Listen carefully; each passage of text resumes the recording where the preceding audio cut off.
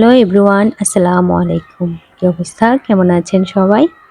আশা করছি যে যেখানে আছেন সবাই ভালো আছেন, সুস্থ আছেন। আমরাও আলহামদুলিল্লাহ বেশ ভালো আছি। অনেকদিন পর চলে আসলাম আপনাদের মাঝে নতুন একটি ভিডিও নিয়ে। আশা করছি আজকের আমার এই ভিডিওটি আপনাদের কাছে বেশ ভালো লাগবে। প্রতিবার রান্নার শেষে যদি চুলাটাকে একটু হালকা করে মুছে দেওয়া যায় তাহলে চুলো আর বেশি ময়লা হয় না। তো আমি সবসময় এই কাজটা করি। আজকে চুলোটাকে একদম গরম পানি আর ডিটারজেন্ট দিয়ে ভালো করে ডিপ ক্লিন করে নিয়েছি। এবার আমি আপনাদের সাথে রান্নাঘরের একটা সুন্দর কিউট জিনিস শেয়ার করছি। এই তো দেখতে পাচ্ছেন, একটা সুন্দর কিউট র্যাক, অনেক ছোট কিন্তু দেখতে এত কিউট, এত সুন্দর যে কি বলবো। কিছুদিন আগে বাজার গিয়েছিলাম, তো এটা একটা দেখলাম যে একটা দোকানে বিক্রি করছে, প্রাইসটাও রিজনেবল ছিল, তাই জন্য কিনে নিয়ে আসলাম। ঘরে এনে দেখি যে এই জিনিসটা আয়ানেরও পছন্দ হয়েছে, নুরান্তরও পছন্দ হয়েছে। ওরা দুজনই মারামারি লেগে দিল যে এটা নিয়ে ওরা খেলবে, কিন্তু এই জিনিসটা যে আমার অনেক বেশি পছন্দ হয়েছে, তাই ওদেরকে বললাম যে তোমাদের খেলার জন্য পরে তোমাদের দুজনের জন্য দুটো কিনে নিয়ে আসবো। প্রতিটি মেয়ে চায় যে তার রান্নাঘরটা সুন্দর করে সাজাতে, তার মনের মতো করে সাজাতে। তেমন আমিও, কিন্তু ভাড়া বাসায় যেহেতু থাকি তাই চাইলেও সব কিছু কেনা যায় না, অনেক বেশি জিনিস কেনা যায় না, আর ভেবেচিন্তে কিনতে হয় যদি কিছু কেনা হয়। তো এই ছোট্ট র্যাকটা আমি ভেবেচিন্তে কিন্তু কিনিনি, কিন্তু যখন ঘরে নিয়ে আসলাম দেখলাম যে এই জিনিসটা আমার রান্নাঘরের সাথে একদম অ্যাডজাস্ট হয়ে গিয়েছে। আমার রান্নাঘরের তাকের পাশ দিয়ে একটা ছোট্ট একটা জায়গা খালি ছিল, দেখলাম যে একদম সুন্দর করে এর একটা কেমন জানি ফিট হয়ে গিয়েছে। মনে হচ্ছে যে ওই জায়গাটা এই র্যাকটার জন্যই খালি রাখা ছিল। তো যাই হোক, আজকে এনেছিলাম, অনেক দিন হচ্ছে, কিন্তু র্যাকটাকে আমি এখনও সুন্দর করে গোছাইনি। আজকে গোছাচ্ছি, তাই ভাবলাম আপনাদের সাথে শেয়ার করি। এই র্যাকটাকে একদম আমি আনার পরে সুন্দর করে সাবান দিয়ে ধুয়ে পরিষ্কার করে মুছে নিয়েছি। এরপরে আমি এই র্যাকটাতে যা যা জিনিস আমার সবসময় বেশি ব্যবহার হয় সেই সব জিনিসগুলো আমি এখানে রাখছি। যেমন উপরে থাকে আমি রেখেছি আমার চা বানানোর চিনি, চা পাতা আর গুঁড়ার দুধ। এরপরে নিচে থাকে রেখেছি গরম মশলা আর কিছু প্রয়োজনীয় মশলা। এরপর নিচে থাকে রেখেছি সকালে যে চিয়া সিড, এরপরে ইসবগুলের ভুসি, এরপর তোকমা, এগুলো রেখেছি। তো এছাড়া আরও অনেক কিছু রেখেছি টুকিটাকি, যেগুলো সব সময় রান্নার কাছে ইউজ হয়। তো আমি একদম চুলার পাশেই র্যাকটা রেখেছি, যাতে করে রান্না করার সময় একদম হাতের কাছে পাওয়া যায় আর মনেও থাকে। এই তো ফাইনালি আমার গোছানো শেষ হয়ে গিয়েছে।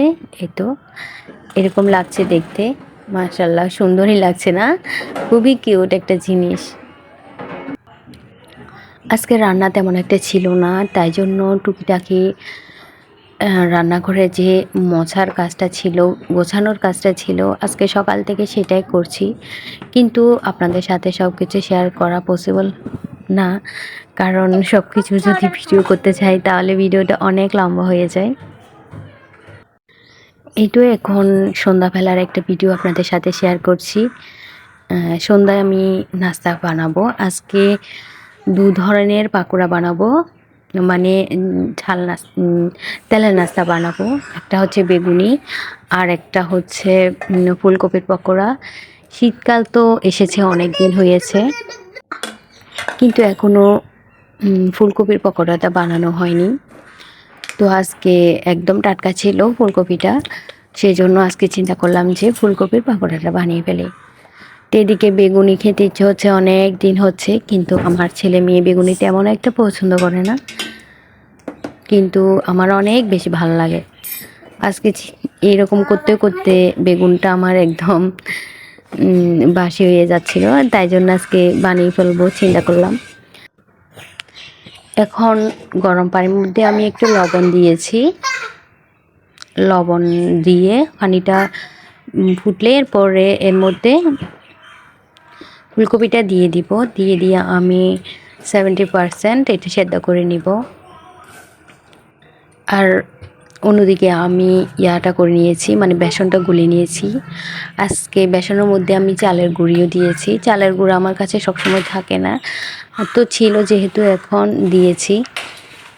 চালের গুঁড়া দিয়েছি আর বেসন দিয়েছি, এরপরে হলুদ, লবণ, গুঁড়া মরিচ দিয়ে একদম মেখে রেখেছি। বেসনটা যদি আগে ভাগে মেখে রাখা হয় তাহলে যে কোনো পকোড়াই ভালো লাগে খেতে, বা বেগুনি বা অন্য কোনো কিছু আগে থেকে যদি বেসনটা গুলে রাখা হয় তাহলে সুন্দর হয়, মানে ভাজাটা আর কি।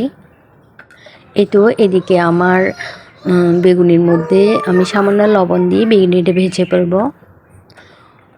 ইয়াটা হোক, ফুলকপিটা সিদ্ধ হোক, তার আগে আমি বেগুনিটা ভেজে ফেলি। নুরাত যেহেতু পড়তে বসবে, ও নাস্তা করেই পড়তে বসবে, সেজন্য আমার একটু তাড়াহুড়া করছি আমি।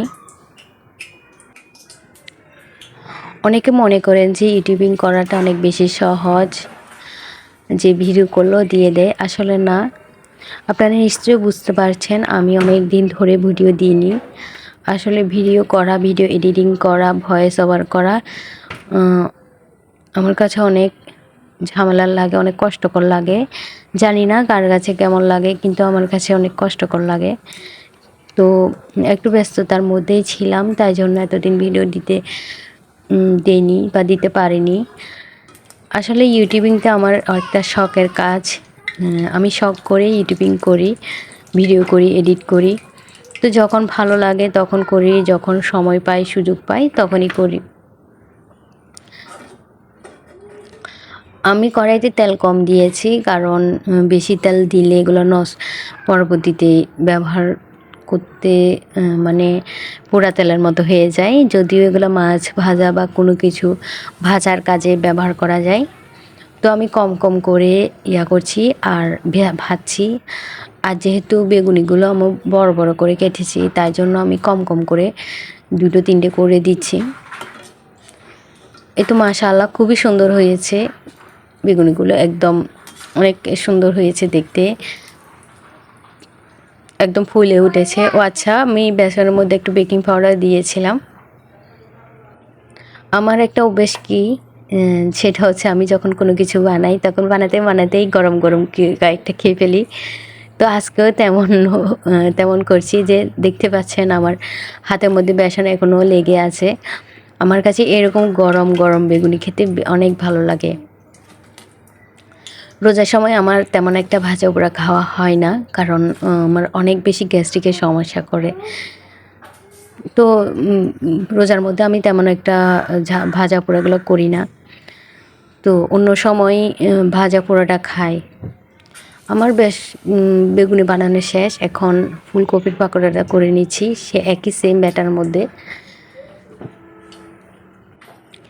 তো এখনও পর্যন্ত কে কে আমার এই ভিডিওটি দেখছেন জানি না আপনাদের কাছে কেমন লাগছে। যদি একটুকু ভালো লেগে থাকে প্লিজ একটা লাইক দিবেন, কারণ আপনার একটি লাইক এই ভিডিওটি অনেকের কাছে পৌঁছে দিতে সাহায্য করবে। পকোড়াটা এক পাশে হয়ে গিয়েছে, এখন আমি অন্য পাশে উল্টিয়ে দিচ্ছি। তেল যেহেতু কম তাই আমি কম কম করে দিয়েছি, আর লাস্ট বেছে সবগুলো একসাথে দিয়ে দিয়েছি। বেসনও কম ছিল, যা ছিল সব কিছু মেখে হালকা হালকা লেগেছে, কোনোটার মধ্যে একটু লেগেছে, কোনোটার মধ্যে না। এই তো আমার রান্না করা শেষ। তো দেখতেও অনেক বেশি সুন্দর হয়েছে, আর মাঝখানে আমি একটা খেয়ে দেখেছি, খুবই টেস্টি হয়েছে আলহামদুলিল্লাহ। আপনারা কে কীভাবে পকোড়া বানান আমাকে জানাবেন প্লিজ। আর আমি যেভাবে বানিয়েছি সেভাবে বানিয়ে দেখতে পারেন, আমি আশা করছি আপনাদের কাছে ভালো লাগবে। এই তো সবসময়ের অভ্যাসের মতো গরম গরম খাওয়ার চেষ্টা করছি, কিন্তু এত বেশি গরম, আর আপনাদের সাথে একটা ভেঙে দেখানোর চেষ্টা করছি, কিন্তু এত বেশি গরম যে আমি হাতেও নিতে পারছি না। এই তো আমি আপনাদেরকে একটা ভেঙে দেখেছি ভিতরেরটা কেমন হয়েছে। আহ, এ অনেক মজা লাগছে আলহামদুলিল্লাহ। ওই তো ফাইনালি আমরা খেয়ে নিচ্ছি। তো আজকের এই ভিডিওটি এ পর্যন্তই। আপনারা সবাই আমার জন্য দোয়া করবেন, আমার পাশে থাকবেন, আর আমার চ্যানেলটি সাবস্ক্রাইব করবেন। তো আজ এই পর্যন্তই, আল্লাহ হাফেজ। মানুষেরা মানুষগুলো বলবো সি সি সি সি মাটার হ্যাঁ ছেলেটা কি হ্যাঁ সেরকম